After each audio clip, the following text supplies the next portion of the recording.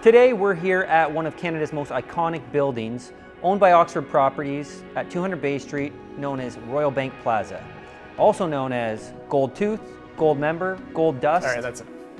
None of those are true. Oxford is days away from revealing the winner of their Workplace Innovation Challenge. This is where they gave 4 design firms a block of space, a timeline, a budget, and creative freedom to create a unique office environment. Today we are speaking with Brent Kingdon and Shelley Corallo from Avison Young's own Project Management Services Group. They're going to be taking us through some of the challenges and the process when it comes to project management. So Shelley, Brent, we often hear terms thrown around like workplace strategy, consulting, design, project management. Maybe we can take a step back and you can kind of clarify some of these terms for us. So there's 3 facets to project management.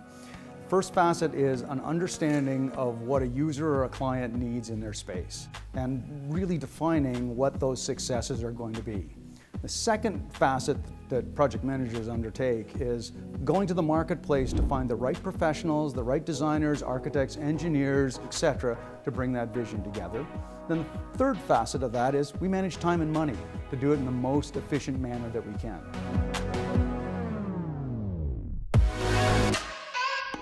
So workplace strategy really starts at the beginning. At Avison Young, we feel that it's about aligning a company's business goals and objectives with their workplace, because without a workplace functioning to support that, they're not going to be successful. To truly create a successful space that will promote wellness, that will enhance people's productivity, that will enable them to be the best at what they need to be, doing a workplace strategy will really uncover that. What type of office users do you guys find come to you, and what do they want, or do they even know what they want? The idea of project management and the idea of all of the elements that we talk about are being able to develop the most result out of the real estate asset for the investment that they want to make. Invariably, they are all looking for something better. We sort of can empower them by asking them the right questions, getting to the root cause of what it is they're striving for, what are sort of those driving factors that are causing them to want to make a change, and uncovering those so that then we can move forward down that path. Brent, Shelley, perhaps you can take us through a little bit of a journey with one of your typical clients and kind of what that looks like. I'm going to put a footnote on that, and that says there is no typical client, because there's no such thing as generic office space, and there's no such thing as a generic high-performance business environment. There just isn't. When I started building offices 35 years ago, there was no idea that they were about attraction and retention. And now that's an absolute key mandate of an office environment. Recognizing that there's always a limited amount of space and a limited amount of resources in terms of time and money to be able to execute the best possible environment.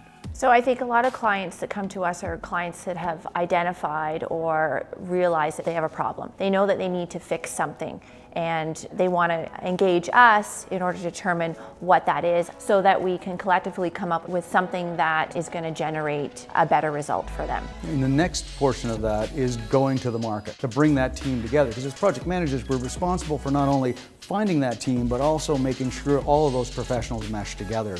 The second part of that is about that management of it. It's time to go and actually manage construction.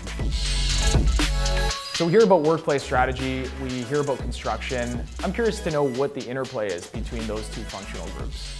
We want to follow it right through the end because we want to make sure that what is being implemented is following the map that we've created. Because if it veers a certain way, it could have repercussions to the client and they might not be successful in some of the areas that they want to achieve. Construction is all about that interplay of what is it we want to achieve, okay, how exactly are we going to achieve that, and who's going to do it? So of course you guys know that we are agents and we try to get deals across the goal line. What can we do to empower you to make sure those deals go as smoothly as possible? By partnering up with project management and looking through it not just through a leasing lens but also through an implementer's lens, we can help you with those clauses to make whoever is going to implement that a much smoother ride through those pieces. I also think transparency is really important. It's important to reach out to us as your partners to help you navigate some of those areas where you don't know as much so that we can fuel the client with proper information so they can make the better decisions. Being upfront and honest with your clients really works towards building that relationship, and that's what's important in the end.